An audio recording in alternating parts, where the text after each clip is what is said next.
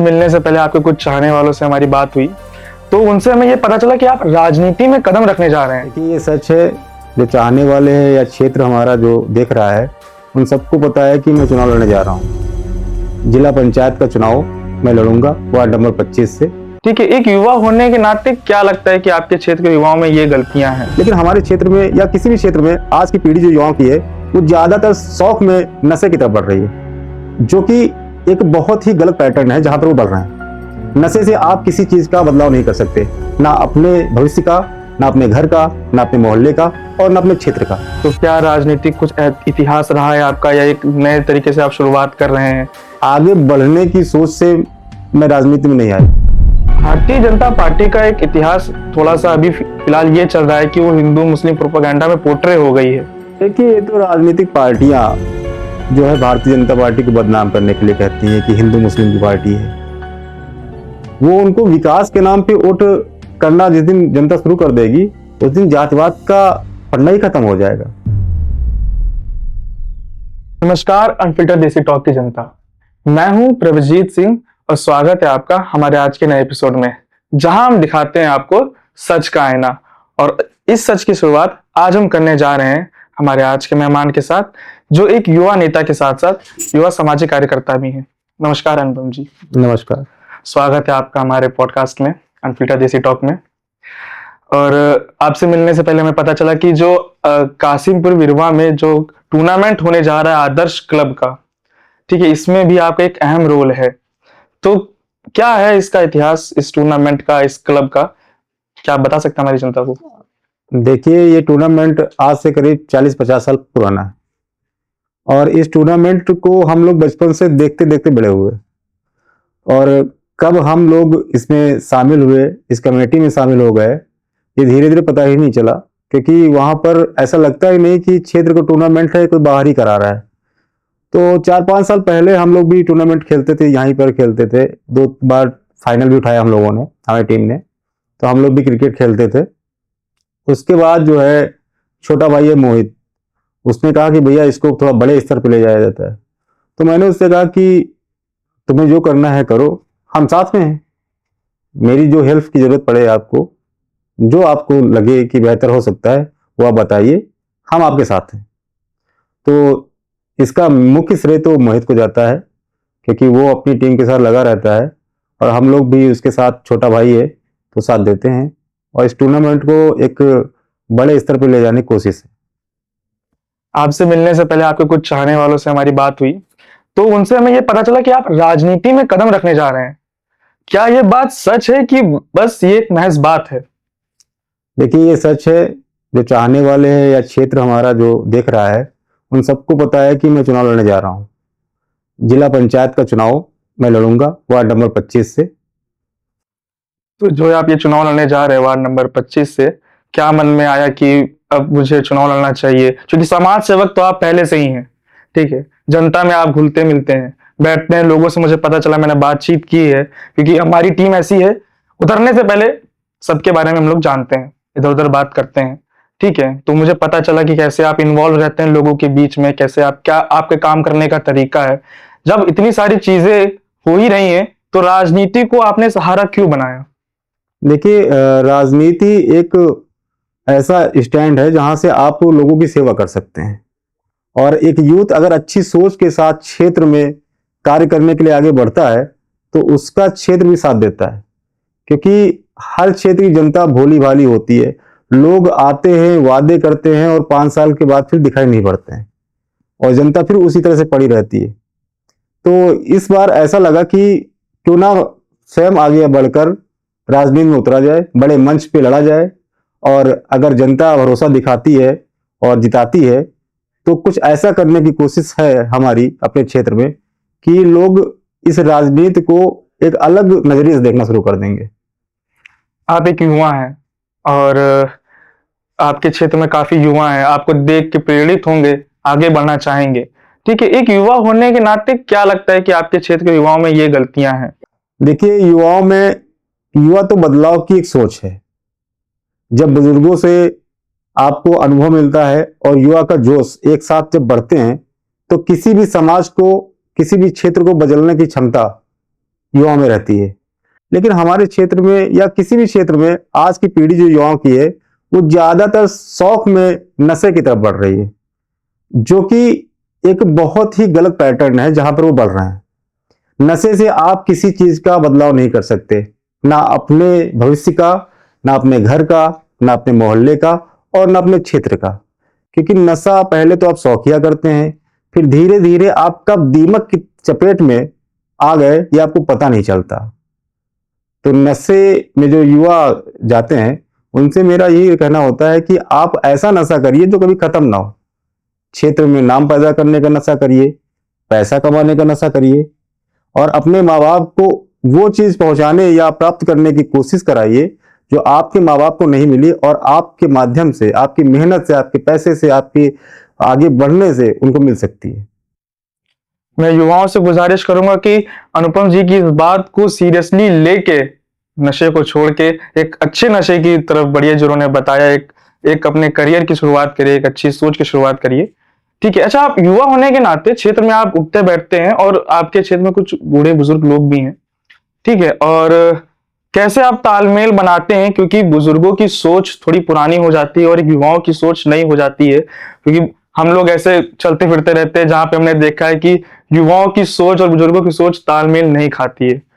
तो नहीं, मुझे ऐसा नहीं लगता कि बुजुर्गों की सोच और युवा की सोच तालमेल नहीं खाती। आप बुजुर्गों के पास बैठिए, आपको वो अनुभव प्राप्त होगा जो आपको पढ़ने से नहीं प्राप्त होगा। लोग शिक्षा ग्रहण करते हैं, स्कूल में पढ़ते हैं, जो शिक्षा आपको स्कूल में नहीं मिलती वो बुजुर्गों के पास मिलती है आपको। और बुजुर्ग जब अपना अनुभव आपसे साझा करते हैं तो उस अनुभव का आपको बहुत फायदा मिलता है। और क्योंकि मेरा मेरा बचपन अपने बाबा के पास ही बैठ के बड़ा हुआ है, तो हम लोगों ने सब सीखा, और बुजुर्गों से बात करने में मुझे बहुत मजा आता है। उन्हें उन्हें भी नहीं लगता है कि ये लड़का इस उम्र का है और ऐसी बातें क्यों कर रहा है, क्योंकि उन्हें भी अच्छा लगता है कि जब कोई युवा नई सोच के साथ अच्छी बातें करता है तो उन्हें भी अपना अनुभव साझा करने में मजा आता है। अच्छा, राजनीति में आप कदम रख रहे हैं, तो क्या राजनीतिक कुछ इतिहास रहा है आपका, या एक नए तरीके से आप शुरुआत कर रहे हैं? कैसे आपने सोचा कि हाँ, राजनीति में मैं कदम रखूंगा तो मैं आगे बढ़ जाऊंगा? देखिए, आगे बढ़ने की सोच से मैं राजनीति में नहीं आया, क्योंकि समाज से जुड़ा होने की वजह से जो अपने स्तर से हो सकता है वो सेवा अपने लोगों की जाती है। और राजनीति तो एक ऐसा मंच है जहां से आप, जैसे जिला पंचायत में मैं आया, तो जिला पंचायत एक बड़ा मंच है, यहाँ से बड़े क्षेत्र की मदद हो सकती है। यहाँ पर देखा गया है कि लोगों चुनाव लड़ा, जीता, 5 साल में दिखे ही नहीं। लेकिन ऐसा नहीं होना चाहिए, क्योंकि जनता आप पे बहुत भरोसा करती है। जनता अपनी समस्याओं को पूरा करने के लिए, अपने क्षेत्र के बदलाव के लिए आपको चुनती है, और फिर आपको ढूंढने के लिए उसे ढूंढना पड़ता है। लेकिन जब तक चुनाव चलता है आप उसी जनता के बीच में दिन रात लगे रहते हैं।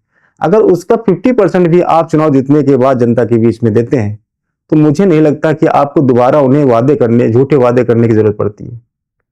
और जब आपके क्षेत्र का व्यक्ति चुनाव लड़ता है तो वो बेहतर समझता है कि अपने क्षेत्र की क्या समस्याएं हैं और कैसे मुझे सबके साथ मिलकर इन समस्याओं का निराकरण करना है। तो अभी आप जो चुनाव लड़ना चाह रहे हैं, ये किसी पार्टी से लड़ना चाह रहे हैं कि निर्दलीय?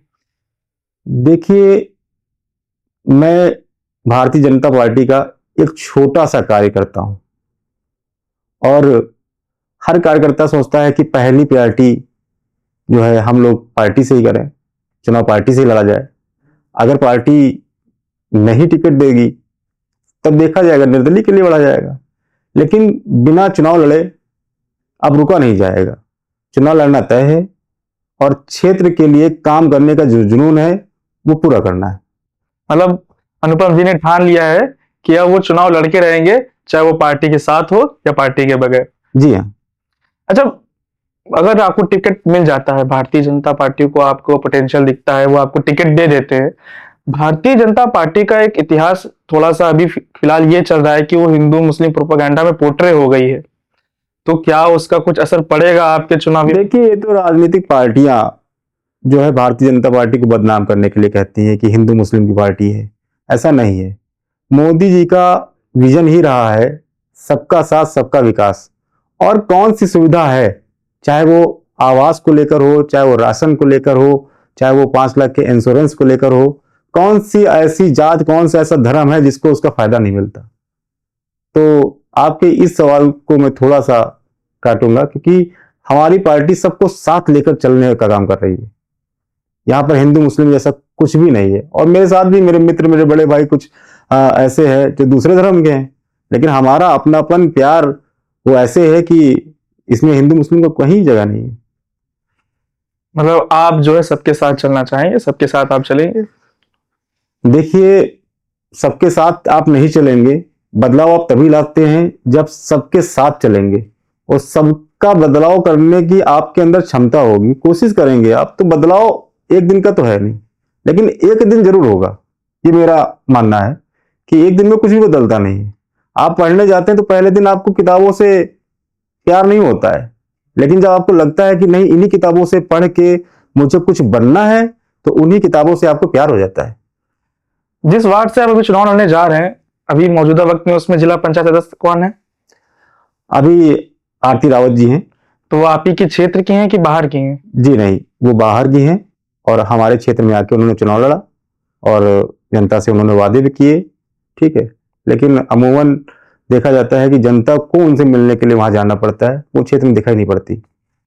ऐसा क्यों है अनुपम जी कि बाहर से आके वो जीत गए और आपके क्षेत्र का अभी तक मतलब व्यक्ति उनको टक्कर नहीं दे पाया? देखिए, होता क्या है कि आजकल एक प्रोपोगंडा बहुत पुराना चल गया है कि लोग अपनी जातिवाद में बटे हुए हैं। वो उनको विकास के नाम पे वोट करना जिस दिन जनता शुरू कर देगी, उस दिन जातिवाद का पढ़ना ही खत्म हो जाएगा। और लोग भोले होते हैं, सोचते हैं कि मेरी जात का नेता बनेगा तो मेरा कार्य करेगा। लेकिन होता क्या है कि जैसे वो बाहर की हैं, यहाँ पर 4, 6, 10 लोग ऐसे हैं जो उनके साथ जुड़े हुए हैं, तो कोई भी सुविधा आती है तो वो जहां बताते हैं वहीं जाती है। जिन लोगों ने उन्हें वोट किया है, उन लोगों को सुविधा नहीं मिलती है। तो हमारा ये मानना है कि जनता भोली होती है, उससे वादे किए जाते हैं, उन वादों पे वो भरोसा कर लेती है। उसे नहीं पता होता कि ये भी वादा करके चली जाएंगे, नहीं आएंगे। इसीलिए जब क्षेत्र का व्यक्ति आप चुनेंगे तो वो जान पाएगा कि आपकी समस्या क्या है। ये मेरे अपने हैं, इन्होंने मुझे जिताया है, मुझे इन्होंने इस मंच पे आसीन किया है, इस पद पे बैठाया है। तो आप दिल से सोचकर, राजनीति तो आप कर ही रहे हैं, लेकिन दिल से सोचकर उस क्षेत्र का कार्य करने की कोशिश आप करेंगे। इसीलिए मेरा यही रहता है कि आप अपने क्षेत्र के व्यक्ति को चुनिए। अच्छा, आरती रावत जी की जगह अगर अनुपम जी वहां बैठे होते तो अब तक क्या ऐसी गलतियां आपको लगी जो उनको नहीं करनी चाहिए थी, और अनुपम जी वहां होते तो अब तक इस क्षेत्र में चीजें सुधरी हुई होती? देखिए, मैं भी गांव में रहता हूं, और गांव की सबसे बड़ी समस्या होती है सड़क, नाली और पानी। और जिन अंधेरे गलियारों में रोशनी नहीं होती है, वहां पर लाइट। यही तो चाहते हैं हम आप, बिल्कुल बिल्कुल। कि हमारे घर का पानी सही से निकल जाए, हम जिस रास्ते से चले वो रास्ता अच्छा हो। तो इन सब चीजों पे ध्यान देने की जरूरत रहती है। तो मुझे लगता है सबसे बड़ा मुद्दा तो ग्रामीण का यही है, और इसे जिला लेवल पे ले जाने की जरूरत है, क्योंकि अब गांव गांव नहीं रहे हैं, वो भी जो है डेवलप हो रहे हैं, सुविधाओं से लेस हो रहे हैं। और जब हम आप इतने बड़े पद पे बैठ रहे हैं, तो हम ही आप तो उसका ध्यान देंगे ना। जनता आपसे कहेगी तभी आप उसको करेंगे, तभी उसका लाभ जनता को मिलेगा। लेकिन जब आप क्षेत्र में दिखेंगे नहीं, तो कैसे लाभ मिलेगा? मतलब आप ये कहना चाह रहे हैं कि आरती जी जब एक बार चुनाव जीत गए उसके बाद वो दोबारा क्षेत्र पे नहीं उतरी? बिल्कुल नहीं, मुझे नहीं लगता। मेरी मुलाकात तो नहीं हुई, और मैंने देखा भी नहीं कि कहीं ऐसा कार्यक्रम चला हो जहां आरती जी आई हो, या फिर कहीं पे ऐसा सड़क या रोड नाली का निर्माण हो रहा जहां पर आरती जी दिखी हो कि वो करवा रही हैं। मुझे नहीं लगता।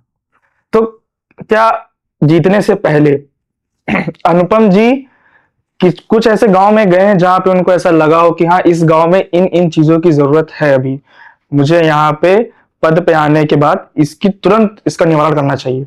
देखिए, सरकार ने इतनी सुविधाएं दे रखी हैं ग्राम वासियों के लिए। जैसे ग्राम वासियों में क्या होता है कि उनके यहाँ कूड़ा फेंकने की जगह नहीं होती। अब पहले होती थी, तालाब पोखर होते थे तो वहां पर कूड़ा फेंका जाता था। लेकिन अब ज्यादातर अमूमन गांव आप देख रहे हैं कि वहां पर ये सुविधाएं नहीं बच रही हैं।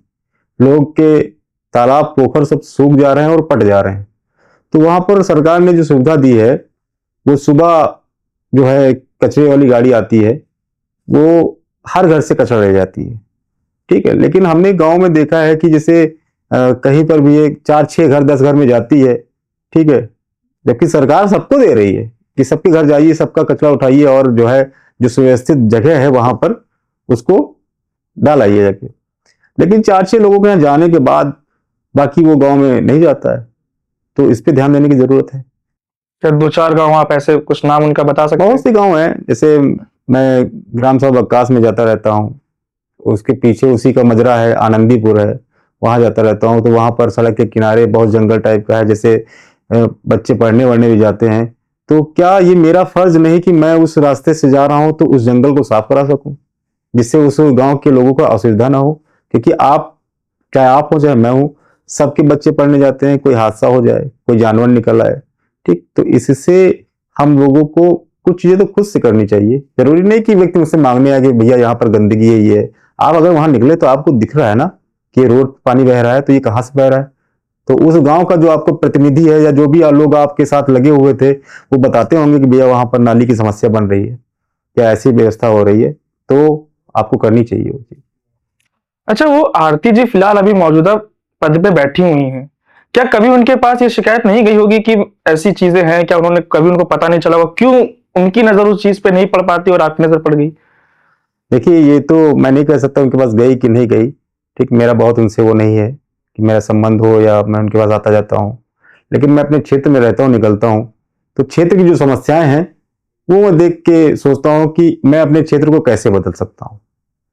और यकीन मानिए कि अगर ईश्वर ने और जनता ने साथ दिया, भरोसा दिखाया, तो उनके भरोसे को मैं तोड़ूंगा नहीं, उनके भरोसे को और मजबूत करूंगा, जिससे वो अगली बार जब चुनाव आएगा तो मेरी जनता खुद चुनाव लड़ेगी, मुझे लड़ने की जरूरत नहीं पड़ेगी। आपकी बातों से मुझे ऐसा प्रतीत हो रहा है कि क्षेत्र का व्यक्ति अगर चुनाव जीतता तो शायद जो है ये समस्याएं अब तक थोड़ी बहुत निवारण हो जाती। देखिए, क्षेत्र का व्यक्ति जब चुनाव जीतता है तो उसे पता है कि जैसे अपना क्षेत्र है, उसे पता है कि मैं इस गांव का हूं, आप इस गांव के हैं, तो नहीं पर डे मुलाकात होती है, तो हफ्ते में 1-2 बार तो मुलाकात हो ही जाती है। तो उस व्यक्ति ने मुझसे कहने से, जो बात उसे कहनी है मुझसे, तो उसे झिझक नहीं होती है कि भैया मैंने आप पे भरोसा किया था, भैया ये जो है चीज की दिक्कत है, उसने मुझे बताया, तो नहीं सरकार से फंड तब तक रिलीज हुआ, तो मैंने अपने फंड से कर दिया, फंड आता रहेगा। लेकिन जो तुरंत की समस्या है उससे निजात दिलाना चाहिए ना, तो ये क्षेत्र का व्यक्ति ही समझ सकता है। तो सबसे पहला काम अनुपम जी क्या करेंगे चुनाव जीतने के बाद? देखिए, चुनाव जीतने के बाद, अभी तो चुनाव आना है, सीट क्लियर होनी है, कौन सी सीट होती है, और जब लड़ा जाएगा, जीता जाएगा, जनता जिताएगी, क्योंकि जनता ही मेरी ताकत है, उनका भरोसा ही मेरी ताकत है। वो अकेला व्यक्ति चुनाव लड़ता नहीं है, आपके लोग लड़ते हैं, आपकी जनता आपके साथ लड़ती है, क्योंकि आपके सम्मान के साथ साथ आपकी जनता का सम्मान आपसे जुड़ जाता है कि भैया को चुनाव जिताना है, भैया के साथ रहेंगे, भैया को बताएंगे कि हमारी समस्या है, इसको हल करिए। तो बहुत से लोगों की उम्मीदें बन जाती हैं आपसे। तो नहीं आप किसी की उम्मीद को 100% सॉल्व कर सकते हैं, ठीक है, लेकिन कोशिश ये करिए कि जितना आपसे हो सके, जो कार्य आप कर सकते हैं वो तो करिए आप। कुछ आप जो अपने मतदाताओं से कहना चाहें कि जो आपका सुझाव उनके लिए रह जाए, कुछ आग्रह उनसे हो? क्योंकि मेरा अपने जनता जनार्दन बड़े बुजुर्गों से यही कहना है कि आप मतदान जरूर कीजिए, आप जिसे अच्छा समझिए उसे कीजिए, लेकिन एक बार ये सोच के जरूर मतदान कीजिए कि क्षेत्र के व्यक्ति के साथ जुड़ के अगर हम आगे बढ़ेंगे तो वो आपके क्षेत्र की समस्याओं को उजागर करके आगे रखेगा। लेकिन अगर आप बाहर के लोगों को चुनाव जिताते हैं तो क्या भरोसा है कि आपका वो कार्य करने आएंगे? वो एक बार जीत लेंगे, चले जाते हैं, लौट के नहीं दिखाई पड़ते हैं। लेकिन हम आप आपस में बैठ के आपकी समस्याओं का निराकरण कर सकते हैं। अगर अनुपम जी चुनाव जीतते हैं तो जनता को अनुपम जी से क्या कटाव होगा कि वो जुड़ते रहेंगे आगे चल के? देखिए, ये तो भविष्य के गर्भ में छुपा हुआ है, और मैं अभी अपने मुंह से क्या कहूं, लेकिन अगर जनता ने एक बार मुझे चुनाव जिताया तो ये मेरा वादा है कि जनता मुझे छोड़ के नहीं जाएगी। मैं जनता का भाई और बेटा बन के रहूंगा, ये मेरा खुद से संकल्प है, क्योंकि ये चुनाव सिर्फ सेवा करने के लिए ही लड़ा जा रहा है। इस चुनाव का और कोई पर्पस नहीं है। तो सेवा तो आप ऐसे चुनाव के बगैर कर ही रहे हैं। देखिए, सेवा करना ऐसे जैसे आपको पता चला कि इस व्यक्ति को ये दिक्कत है तो आपने मदद की, सेवा की, ये तो हर ह्यूमन नेचर है। अगर आप अच्छे दिल के हैं, आपकी आत्मा अच्छी है, तो आप किसी भी इंसान को तकलीफ में देखेंगे, आप मदद करेंगे। ये होना चाहिए। इंसान इसीलिए बना है। जानवर मदद करता है दूसरे जानवर की, अगर वो देख लेता है, तो हम आप तो इंसान है, सबसे श्रेष्ठ ईश्वर ने इंसान को ही बनाया है ना। तो अब एक बड़ा मंच मिलेगा, अगर एक बड़े मंच पे आपको बड़े पद के साथ समाज में रहने को मिलेगा, तो आप काफी बड़े क्षेत्र की सेवा कर सकते हैं, आप उनसे जुड़ सकते हैं, ठीक है, आप उनकी मदद कर सकते हैं। तो इस वजह से इस चुनाव को चुनने का मेरा मुख्य कारण रहा है। तो केवल जिला जो आपके पंचायती सदस्य का जो चुनाव है, केवल अनुपम जी यहीं तक सीमित है कि कुछ आगे की भी उनकी सोच चल रही है? देखिए, हर व्यक्ति की सोच होती है, कुछ ना कुछ आगे बढ़ने की होती है, बड़े मंच पे जाने की होती है, लेकिन ये एक पहली सीढ़ी है, पहला पड़ाव है। इससे पहले मैं पिछले पंचवर्षीय में मैं चुनाव की तैयारी कर रहा था प्रधानी के अपने गांव से, क्योंकि मैं राजनीतिक परिवार से रहा हूं। मेरे बाबा कई सालों तक प्रधान रहे, 45-46 साल प्रधान रहे। तो उनको देख कर, उनको हर चीज करते हुए मैं बड़ा हुआ। तो पिछली बार तैयारी थी अपनी, तो सीट किन्हीं कारणों से, आरक्षण की वजह से जो है एससी सीट हो गई। फिर हम लोगों ने मिलकर अपने गांव के एक एससी को लड़ाया, तो उनको हम लोगों ने जिताया। तो ये तो हम लोगों के साथ लगातार बना ही रहता है कि राजनीति में तो हम लोग एक्टिव हमेशा रहते हैं, क्योंकि व्यक्ति भी है जो आपसे उम्मीद करता है, वो आपके पास आता है कि भैया से ही हो सकता है। क्योंकि जब आदमी जानता है कि भैया से ही मदद हो सकती है और किससे हम मदद मांगने जाएंगे, हर व्यक्ति हर कार्य नहीं कर सकता है, इसीलिए वो ऐसा व्यक्ति चुनता है जो गांव का प्रमुख बने, जिससे अपनी बातें कह सके, अपनी समस्याएं रख सके। अच्छा, आजकल के कुछ युवा ऐसे हैं, वो राजनीति को ऐसा सोचते हैं कि अगर हमारे पास ये सत्ता है, ये पावर है, तो हमारे पास ये शो ऑफ, एक तरीके से शो ऑफ का एक वो टूल की तरह यूज करते हो उसको। तो क्या आप राजनीति को कैसे सफाई में करना चाहिए, कैसे सफाई करना चाहिए राजनीति की, कि युवाओं को समझाएंगे कि भाई नहीं, राजनीति ये नहीं, ये है? देखिए, राजनीति सिर्फ एक शो ऑफ करने का जरिया नहीं है। आप किसी पद पे रह के आपको शो ऑफ होना, ये बड़ी बात नहीं है। पद पे रह के आपको अपने समाज में रहे दबे कुचले लोगों की मदद करने के लिए, ये आपका एक स्टैंड है, एक मंच है जहां पर आपको लोग लाते हैं। और जब आप वहां पर हो जाते हैं, उसके बाद आप नीचे देखना बंद कर देते हैं कि मेरा काम निकल गया। लेकिन ये वही जनता है जिसने आपको उस मंच तक पहुंचाया है, और वो यही चाहते हैं कि हमारा व्यक्ति ऊपर बैठा हुआ है, वो मेरी जो है परेशानियों को हल कराएगा, सरकार से हल कराएगा। और कई हद तक सरकारें हल भी करती हैं, हर समस्या सरकार तक पहुंच भी नहीं पाती है, तो इससे लोगों की तो समस्याएं बनी रहती हैं। इसीलिए ये जिला पंचायत प्रमुख, जिला पंचायत अध्यक्ष, ये सब चुनाव होते हैं कि आप नीचे के स्तर की समस्याओं को ऊपर लाएं और सरकार से उनका बेनिफिट कराएं। कुछ युवा नेताओं को जो आप संदेश देना चाहते हो, जो राजनीति को अपना करियर बनाने जा रहे हैं? देखिए, मैं अपने भाइयों से, युवाओं से यही कहना चाहता हूं कि एक पॉजिटिव एनर्जी के साथ राजनीति में आगे बढ़िए, एक अच्छी सोच के साथ, क्योंकि एक युवा ही वो स्टैंड क्लियर करेगा जहां से आप अपने क्षेत्र का बदलाव लाएंगे। तो ये बहुत बढ़िया मंच है, यहाँ से आप बहुत कुछ कर सकते हैं, और बहुत से लोगों ने किया है, ऐसा नहीं है। आप इतिहास उठा के देख लीजिए कि राजनीति से ही परिवर्तन हुए हैं।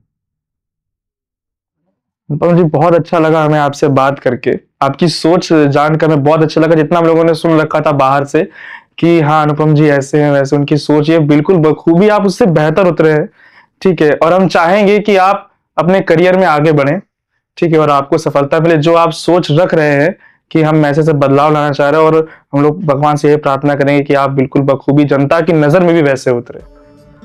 नमस्कार। नमस्कार।